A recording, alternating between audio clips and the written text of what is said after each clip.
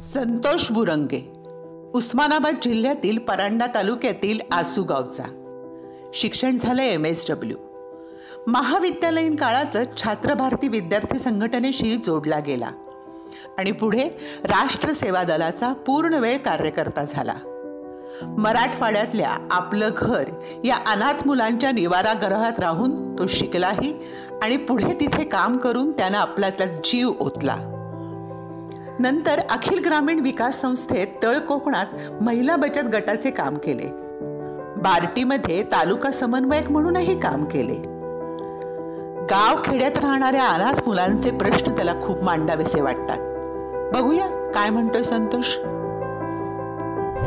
नमस्कार, मी संतोष बुरंगे, उस्मानाबाद जिल्ह्यातील परांडा तालुक्यातील आसू हे माझं छोटंसं गाव.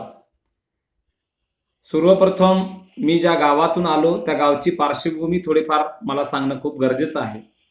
अत्यंत छोटंसं 2000 लोक वस्तीचं गाव, कुठल्याही साधनांचा अभाव, गावामध्ये 7वी पर्यंतची शाळा आणि विशेषतः शेती आधारित सर्व लोकांचा व्यवसाय, अशाच कुटुंबामध्ये माझा जन्म झाला. वडील शेतकरी, कुटुंबाची परिस्थिती जेमतेमच होती. लहानपणीच आई वारल्यामुळं शिक्षणासाठी वनवन भटकत असताना ज्येष्ठ समाजवादी विचारवंत साथी पन्नालाल सुराणा यांच्या माध्यमातून तत्कालीन सरपंच कल्याणराव जगताप यांनी मला राष्ट्र सेवा दलाच्या आपलं घर बालगृह इथं दाखल केलं आणि इयत्ता 6वी पासून ते MA MSW पर्यंत सर्व शिक्षण मी राष्ट्र सेवा दलामध्ये काम करत करत माझं पूर्ण केलं. आज मी ज्या विषयावर आपल्याशी संवाद साधणार आहे तो विषय म्हणजे ग्रामीण भागातील अनाथ मुले, शिक्षण, संगोपन, त्यांच्यासाठी संस्थात्मक पुनर्वसन प्रक्रिया जी राबवली जाते त्याबाबत माझं मत आपल्यासमोर या YouTube चॅनलच्या माध्यमातून व्यक्त करण्याचा मी छोटासा प्रयत्न करत आहे. अनाथ म्हणजे कोण? ज्यांना आई वडील दोन्ही नाहीत असे मूल म्हणजे अनाथ. यांची जर अवस्था बघायला गेली तर ग्रामीण भागामध्ये आज त्यांची अवस्था अत्यंत वाईट असल्याचे दिसून येते.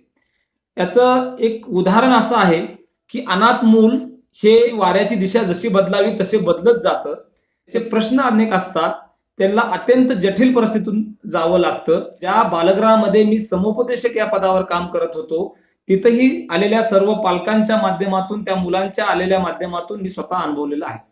मला फक्त या निमित्तानं एवढंच सांगायचंय की अनाथ मुलांकडे बघण्याचा दृष्टिकोन समाजाचा सुद्धा बदलला गेला पाहिजे.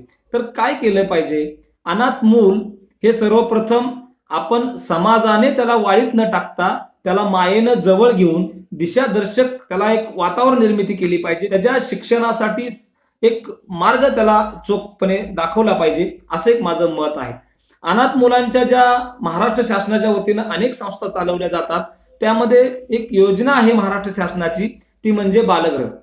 बालगृह ही योजना येण्याच्या आधी प्रत्येक जिल्ह्याला रिमांड होम नावाची प्रक्रिया होती. त्याचं आता महाराष्ट्र शासनाच्या वतीनं नामकरण करून विधी संघर्षग्रस्त बालकांचे निरीक्षण गृह असं त्याचं नामकरण करण्यात आलेलं आहे. ती संख्येने तिथं कमी मुलं असायची.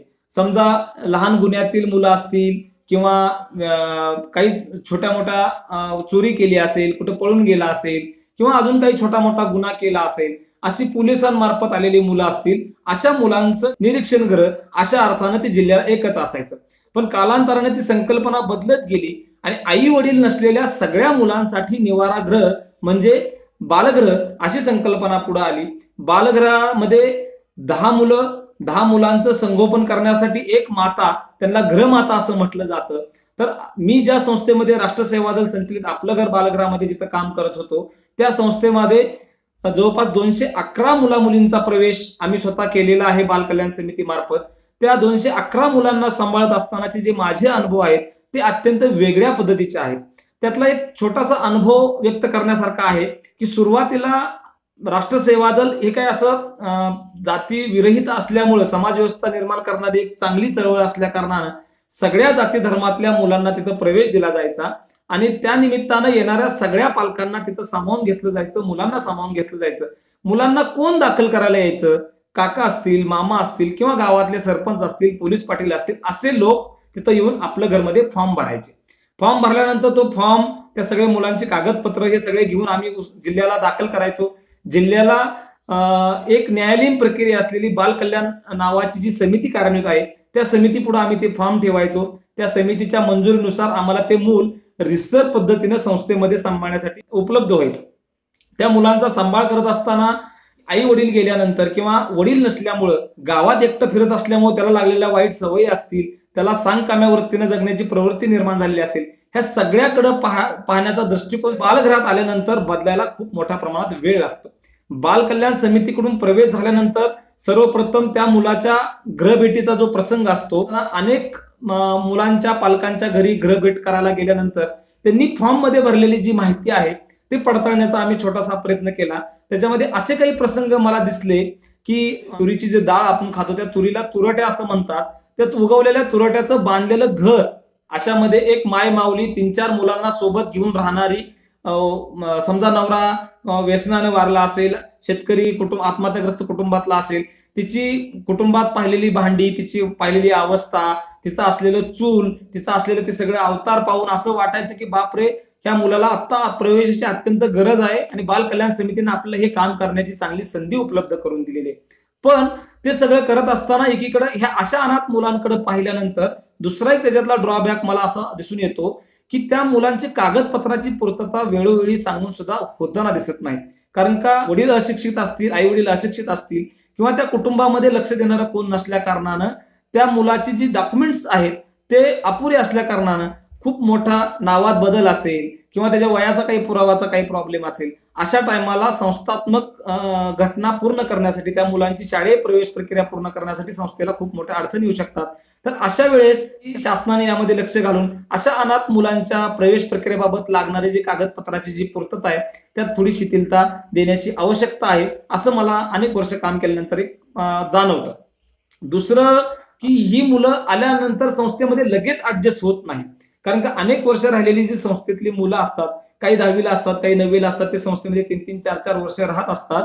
अशा मुलांमध्ये नवीन आलेल्या मुलाला ऍडजस्ट व्हायला जरा वेळ लागतो. अशा मध्ये त्या मुलांना ऍडजस्ट करून घ्यायला संस्थेमध्ये विविध उपक्रम असले पाहिजेत, म्हणजे त्या मुलांना त्या सगळ्या म्हणजे त्यांना आनंद वाटेल, त्यांना तिथं चांगली उमेद निर्माण होईल, त्यांना तिथं प्रोत्साहन मिळेल, अशा पद्धतीचं वातावरण संस्थात्मक सुद्धा असलं पाहिजे. विशेषतः सकारात्मकता त्या मुलांच्या बाबतीत तिथल्या कर्मचाऱ्यांमध्ये, गृहमातांमध्ये, तिथल्या केअरटेकरमध्ये असली पाहिजे, असं एक माझ्या अनुभवावरून मला वाटतं. दुसरं, बालगृहामध्ये नुसतं पारंपरिक शिक्षण न दिलं जाता, मी ज्या संस्थेमध्ये काम करत होतो तिथं व्यवसाय अभिमुख शिक्षण दिलं जायचं. उदाहरणार्थ शिलाई प्रशिक्षण केंद्र असेल, संगणकाचं प्रशिक्षण असेल. आमच्याकडे शिवाजी पोद्दार नावाचे जे व्यवस्थापक होते ते विविध चिकन माती म्हणा किंवा विविध वस्तुकला म्हणा किंवा चित्रकला, संगीताचं वर्ग घेणं असेल, तर ह्या अशा माध्यमातून त्या मुलाला गुंतवून ठेवल्यानंतर त्या मुलांची जी जडणघडण आहे, त्यांचा जो वेगळी ऊर्जा बाहेर पडते, त्या ऊर्जेला कुठेतरी वाट मिळायची आणि तिथून ते मुलं त्या ऊर्जेच्या माध्यमातून त्याला आवड निर्माण व्हायची आणि ती मुलं एका वेगळ्या ट्रॅकनं जाण्यासाठीचा प्रयत्न करायचे. मला फक्त एवढंच म्हणायचं की शासनानं पारंपरिक नुसत्याच बालगृहात निवासाची व्यवस्था करणं, त्यांना शिक्षण आणि संगोपन ह्या दोनच गोष्टी देण्यापेक्षा अशा बालगृहातल्या सगळ्या संस्थांना व्यवसाय अभिमुख शिक्षणाची परवानगी द्यावी. आणि दुसरं, मला एक असं प्रकर्षानं जाणवलं की अनेक बालगृह महाराष्ट्रामध्ये चालू आहेत. नुसतं 6 ते 18 वयोगटातल्या मुलांसाठीचं निवासाचं स्थान म्हणजे बालगृह, अशी एक प्रकारे कुठेतरी ओळख झालेली दिसून येते. ती जर संपुष्टात आणायची असेल तर त्या 10वी नंतरच्या मुलांसाठी जी उच्च शिक्षण घेणारी दारं आहेत ती सर्वांसाठी खुली झाली पाहिजे.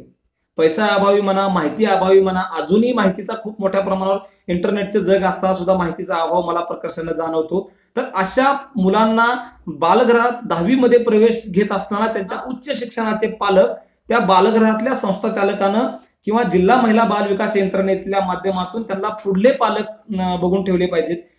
जसं की बालगृहातल्या अनाथ मुलांसाठी उच्च शिक्षण घेणारे कोल्हापूरला राज्य पुरुष गृह आहे, औरंगाबादला आहे, तिथं पण सुखी सुविधा बऱ्यापैकी आहेत, काही ठिकाणी नाहीत, पण त्याच्यामध्ये सगळ्याच मुलांना प्रवेश मिळतो असं नाही, हेही मी प्रकर्षानं पाहिलेलं आहे. तर 10वी नंतर सगळ्या मुलांना ह्या शिक्षण प्रक्रियेमध्ये राहता येईल अशा पद्धतीचं पण नियोजन महाराष्ट्र शासनाच्या वतीनं केलं गेलं पाहिजे, जिल्हा महिला बाल विकास यंत्रणेच्या माध्यमातून केलं पाहिजे. कोणाला जर टेक्निकल काही जमत असेल तर त्या टेक्निकल इन्स्टिट्यूटमध्ये त्याला कसं घालता येईल, त्याला पारंपरिक अभ्यासामध्ये आवड असेल तर त्याला पारंपरिक अभ्यासाकडे कसं घेऊन जाता येईल, असाही प्रयत्न त्या संबंधित संस्थेनं त्या मुलांच्या बाबतीत केला पाहिजे, असं एक मला प्रामुख्यानं वाटतं. अनाथ मुलांना भावनिक आधार न देता, नुसतंच भावनिक त्याच्या डोक्यावरून हात फिरवून त्याला आधार न देता त्याच्या आयुष्याला एक चांगल्या पद्धतीची दिशा कशी मिळेल याकडे समाज व्यवस्थेनंही त्याच्याकडे अनाथ म्हणून न पाहता त्याच्याकडे एक माणूस म्हणून पाहावं, असं एक मला प्रकाशानं जाणवतं. दुसरं, अशा मुलांसाठी ITI म्हणा, पॉलिटेक्निक म्हणा, नर्सिंग सारखे कोर्सेस म्हणा प्रकर्षानं त्यांना दिले गेले पाहिजे. त्यातला जर एखादा खूपच मोठा हुशार असेल तर त्याला उच्च शिक्षणाची दारं निश्चितच तो त्याच्या पावलानं उभे करेल. मी आपलं घरमधून गेलेले अनेक अनाथ मुलं असे पाहिलेत की आज पोलीस झालेत, मुली नर्सेस झालेत. काही गृहमातांनी तिथं मुलांसोबत शिक्षण घेऊन 10वी नंतर 17 नंबर फॉर्म भरून ज्या विधवा परित्यक्ता महिला होत्या त्या सुद्धा स्वतःच्या पायावर उभा राहून आज त्या स्वतः चांगल्या कंपनीमध्ये काम करतात. ही मी स्वतः अनुभवलेलं आहे. तर मला यातून एवढंच सांगायचं की अशा मुलांसोबत काम करत असताना त्यांना जास्तीत जास्त पारंपरिक शिक्षणाच्या जोडीला व्यवसाय अभिमुख शिक्षण कसं देता येईल याकडे बालगृहातल्या संस्थात्मक प्रक्रियेनं, संबंधित यंत्रणेनं, जिल्हा बाल संरक्षण कक्षानं, जिल्हा महिला बाल विकास विभागानं आणि महाराष्ट्र शासनाच्या विभागाने याकडे जातीने लक्ष घातलं पाहिजे, असं एक मला वाटतं.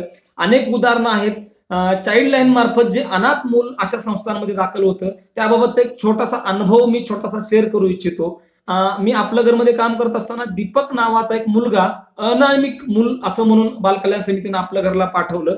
8 दिवसानंतर त्याचं नामकरणाची प्रक्रिया करायची होती, पण चाइल्ड लाईनने नाव नसलेलं मूल आपल्या घरला दाखल केलं असल्यामुळं शाळेमध्ये दाखल करत असताना त्याला अंदाजे जन्मतारीख देणं असेल, त्याला काहीतरी नाव लावणं असेल, तर त्या सगळ्या प्रक्रियेची कागदपत्र कुठून पूर्तता करायची. अशा वेळेला तिथं काम करणाऱ्या कार्यकर्त्याने सजग असलं पाहिजे.